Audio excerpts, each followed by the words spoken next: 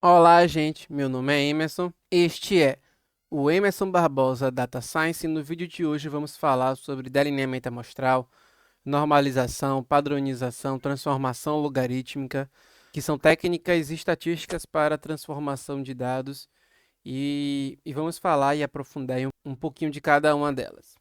Primeiro, eu não quero me aprofundar em delineamento amostral porque é um tema muito amplo, mas delineamento amostral é você tentar construir de maneira correta como você vai amostrar seus dados, ou seja, você vai delinear, você vai organizar como a sua amostragem, como você vai coletar os seus dados para evitar possíveis vieses.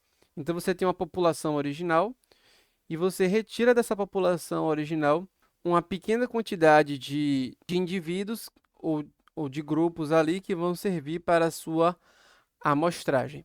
E nós temos várias maneiras de fazer isso. Tudo isso procura evitar o quê? Procura fazer com que o resultado que saia no seu teste estatístico seja um resultado realmente confiável. Por quê? Se o seu dado e sua maneira de coletar os dados, ou se inerentemente aos seus dados há vieses associados, você vai ter um problema claro, que é um problema de o efeito que você está achando não é porque existe realmente uma diferença ali nos seus dados entre os seus grupos ou ao longo de uma determinada variável, e sim porque existe uma variável de confusão que está afetando o seu dado e você não percebeu e com isso está causando a sua alteração. Então, o seu resultado seria jogado no lixo porque você nunca consegue capturar o real efeito. E aí você vai para casos de pseudo-replicação, que você quer pegar uma amostra, então você quer pegar várias réplicas daqueles indivíduos naquela população, talvez população humana. Mas se você não pega de lugares certos, ou você pega só de um lugar, indivíduos muito próximos, você está pegando do mesmo grupo e sua amostra não é representativa. É como se eu quisesse fazer, por exemplo, uma pesquisa eleitoral e eu só fosse em São Paulo fazer a pesquisa e dissesse que a maior parte dos brasileiros vão votar em determinada pessoa porque o resultado estatístico está dizendo isso. Só que ele só mostrou São Paulo. No Brasil existem diferentes visões sobre política que faz com que ele precisasse ter uma amostra de todos os estados para ter uma composição realmente representativa para falar do Brasil. Então, se você se limita a uma geografia para falar genericamente do Brasil, você pode estar cometendo esse erro.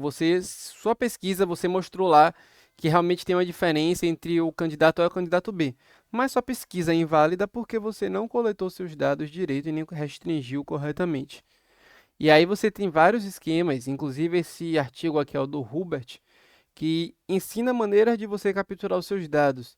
Aí você tem ideias de completamente randomizado, que é o mais comum, mas ser randomizado não garante que o seu dado ele seja representativo. Se você randomizar, por exemplo, só para a região de São Paulo, a distribuição geográfica, você só consegue falar de São Paulo, você não consegue falar de todo o país. Então, por mais que esteja randomizado, randomização não garante que você consegue ter um grau de generalização maior.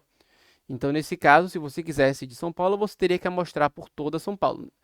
E aí você poderia evitar possíveis vieses, mas você tem que ter cuidado com a escala do que você está falando. Você tem blocos randomizados, existem até delineamentos que permitem que você capture, por exemplo, cinco indivíduos e você tire a média deles, e esses cinco indivíduos eles representam um. É a maneira mais precisa de você falar sobre uma determinada região ou grupo específico. E aí cada um valeria um e você pegaria vários grupos e tiraria a média de vários grupos separados e aí teria uma representação muito maior. Você tem agregação, simples segregação, que aqui você tem corre o risco de ter um viés em um dos dois lados. Enfim, existem várias maneiras e é importante que você, quando vá fazer o seu delineamento, pense sempre em quais possíveis vieses podem existir geográficos, ambientais ou do que quer que seja que pode estar afetando o seu dado e fazer com que seus dados estejam enviesados e com isso o seu resultado esteja enviesado. Agora que saímos da parte de delineamento amostral, após você delinear, mesmo que você delineie bem, pode ser que os seus dados ele não seja compreendido, por exemplo, pelo modelo de machine learning ou pela estatística. Por quê? Porque você vai pegar várias variáveis separadas em espaços geográficos diferentes. Cada um tem uma escala diferente, tem um que vai de 0 a 100, tem um que vai de 0 a 1 milhão, e às vezes fica difícil você relacionar essas coisas, dado a diferença de escala. Então, nós temos algumas maneiras de mudar a escala dos dados. A primeira que eu vou dizer aqui é a chamada de normalização, a segunda é padronização e você ainda tem o log. E aqui eu vou falar os efeitos de cada uma delas. Isso aqui é chamado de normalização. O que você está fazendo aqui é colocando seus dados de 0 a 1. Por quê? Embaixo vai ser o máximo menos o mínimo, vai ser a amplitude total que os seus dados podem ter, a distância maior de todas, e em cima vai ser o valor, o seu valor menos o mínimo. Ou seja, quando aqui for o máximo, menos o mínimo vai ficar exatamente igual embaixo, ou seja, vai ser o valor máximo menos o mínimo, que vai ser a distância de cima, e o máximo menos o mínimo, que vai ser a distância de baixo. Então, aqui vai dar 1. Então, o valor máximo que ele vai conseguir sempre vai ser 1, ou seja, quanto maior for os valores, mais próximos de 1 ele fica, ele sempre vai ficar na escala de 0 a 1. Dado que, quando ele chega no máximo, ele é 1, e quando a distância vai diminuindo, ele fica entre esse 0 e 1. Isso é uma maneira de você colocar dados de escalas diferentes, de 0 a milhão, de 0 a 100, em uma mesma escala. No Python, isso se chama de min-max scalar, que aí seria uma normalização que você coloca seus dados na mesma escala através do mínimo e do máximo. No R, você precisa colocar esse código aqui. E aí, o que o min-max scalar faz, mostrando aqui na prática, é você ter um dado que ele vai de 4.5 a 8 e de 2 a 4.5, os dois ficam de 0 a 1. Agora você percebe que a distribuição dos dados e os gráficos não mudam. Isso aqui você está tentando fazer a sua estatística compreender melhor, mas aqui não muda a distribuição. Ajuda o modelo a entender essas escalas diferentes colocando em uma só, mas a distribuição dos dados ela não vai mudar. Isso é muito importante porque tem gente que usa achando que vai normalizar os dados de fato. Isso aqui não normaliza dado. Uma outra estratégia que é chamada de padronização, ou z-score, seria você pegar o que a gente chama de desvio padrão e pegar o valor e diminuir pela média, que seria a distância do valor para a média, dividir pelo desvio padrão. O que é isso? Você está padronizando, organizando seus dados pelo desvio padrão. Ou seja, o desvio padrão é o desvio total dos seus dados, o quanto seus dados está variando. Então, ele seria como se fosse uma média, assim, bem ignorantemente falando, seria como se fosse uma média da sua variação dos dados. Tem um cálculo que é o da variância e o da raiz da variância, mas pense desse jeito. Então, ele fala sobre variação. E é a variação de todos os seus dados, é o valor que representa isso. Quando eu pego o x menos a média, eu estou pegando a distância de um valor para a média. Então, sei lá, de 10 para 5, eu tenho uma distância de 5. Agora, se a sua distância padrão for de 1, significa que aqui, nesse cálculo, vai dar 5. O z-score vai ser de 5, ou seja, o que ele está dizendo é que você está padronizando para dizer o quão distante o seu valor está do desvio normal dos seus dados. Então, ele pode estar a uma distância de 3 vezes maior do que o desvio padrão dos seus dados, ou seja, a distância dele está muito maior do que o desvio padrão. Então, por exemplo, se nós tivermos um desvio padrão de 1 e a distância aqui for 3, o valor for 5 e aqui a média for 2, você tem uma distância de 3, e você vai colocar dividido por esse 1, você vai ter 3. O que ele está dizendo é que o seu valor padronizado pela normalização, você está a 3 distâncias do desvio padrão. Então, o que basicamente você está fazendo é colocando esses valores próximos de zero, mantendo a distribuição, mas colocando também todos na mesma escala, aceitando valores negativos e positivos, mas você está colocando uma visão dos seus dados pelo desvio que eles têm. Então, isso é o que é chamado de padronização. Então, por exemplo, aqui você tem dois gráficos. Após a padronização, eles ficam desse jeito. Eles ficam entre 4 até 4 e entre 4 até 4. Perceba que a distribuição aqui já era normal, então ele continuou normal aqui. Mas o que é interessante é que a altura aqui se manteve e a distribuição toda, ela também se mantém, muda muito pouco, mas se mantém praticamente exatamente a mesma. Mas os seus dados agora, ele vai estar padronizado. Todos os seus valores, eles vão estar, todas as suas variáveis que você estiver explicando, a, o seu eixo Y, vai estar próximo de zero e eles vão estar na mesma escala, assim como o min, max escala. E isso é interessante porque vocês colocam todos na mesma escala e, além disso, padronizando pelo desvio padrão, padronizando pela variação desses dados. Então, você tem o Standard Scalar para fazer isso no Python e no R você tem o Scale que faz isso automaticamente. E existe uma outra que eu não ouço falando tanto por aí, que é a padronização log. É o inverso da exponenciação. É o quanto em uma determinada base, um determinado valor, por exemplo, na base 2, o quanto eu preciso, multiplicando 2 por eles mesmo, eu preciso para chegar ao valor 8. Então, eu multiplico 2 vezes 2, que dá 4. Então, você já foi aí duas vezes. E 4 vezes 2 dá 8.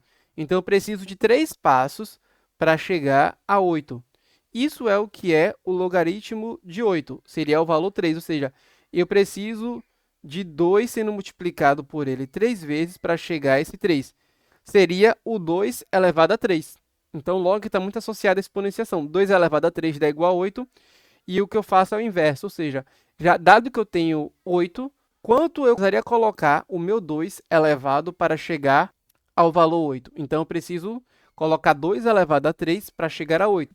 E aqui é a base, né? Depende da base. Se for 10, por exemplo, aqui, eu não preciso nem de 1. Então, o valor seria menor do que 1. E aqui é a mesma coisa. Então, você tem o log de 10 elevado a 0, que dá 1. Aqui é o 10 elevado a 1 que dá 10, 10 elevado a 2 que dá 100, 10 elevado a 3 que dá 1000, 10 elevado a 4 que dá 10.000. Então tem o número original e aqui seria o logaritmo dele. Se eu tiver, por exemplo, 10, o log de 10 vai ser 1, porque é ele mesmo. Log de 100, 10 multiplicado por 10, ou seja, 10 elevado a 2 vai dar 100. Então, log de 100 na base 10 vai ser 2 e assim sucessivamente. Então, você perceba que valores que estão muito distantes, de 1 até 10.000, agora eles ficam de 0 até 4. O log em si, ele ajuda os seus dados a ficarem normalizados. Ele pode ou não normalizar, mas ele também ajuda você a lidar com outliers, comprimindo valores muito distantes e colocando em uma escala muito diferente. Diferente dos outros dois, que só quer colocar na mesma escala, o log em si, você testar vários logs em bases diferentes, como base 10, base 2, pode ajudar seus dados a ficarem normalizados.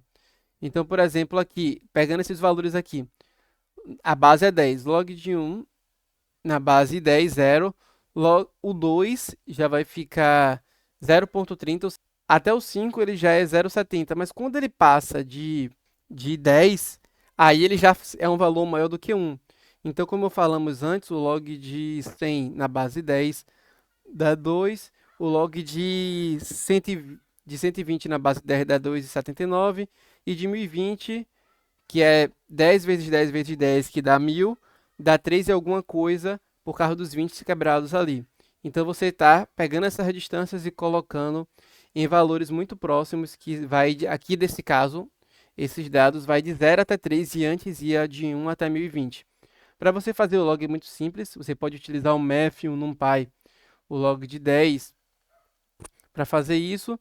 No R é só você pegar aqui o log, o 100, escolher a base que vai dar 2. E aqui é um exemplo de como seus dados podem ficar. Se tiver um dado com a distribuição com um pico muito próximo de zero, e após você colocar em logaritmo, ele fica como se fosse com a normal, com dois picos. Aqui outro exemplo, o corpo influenciando o tamanho do cérebro. E aí, quando você pega os pontos, eles estão totalmente sem sentido nenhum. Quando você logaritmiza esses valores que estão aqui, você bota em log o eixo y e o eixo x, o valor ele fica totalmente linear. Então, às vezes, padrões que você não percebe nos seus dados, quando você transforma para log, e muda essas escalas de acordo com os níveis que você está colocando ali, tirando valores muito distantes, você começa a enxergar algum padrão. Então é isso, gente. Eu espero que você tenha gostado desse vídeo. Dá um gostei se você gostou. Se inscreve aqui no canal para continuar acompanhando mais vídeos. Se conecta comigo no LinkedIn. Qualquer dúvida pode colocar abaixo. E se você quiser fazer um curso comigo de estatística ou de qualquer área que tenha um acompanhamento mais de perto, que tenha um valor barato, eu tenho alguns cursos aqui na descrição do vídeo para que você possa conhecer mais. Então é isso. Até os próximos vídeos. Até logo. Tchau, tchau.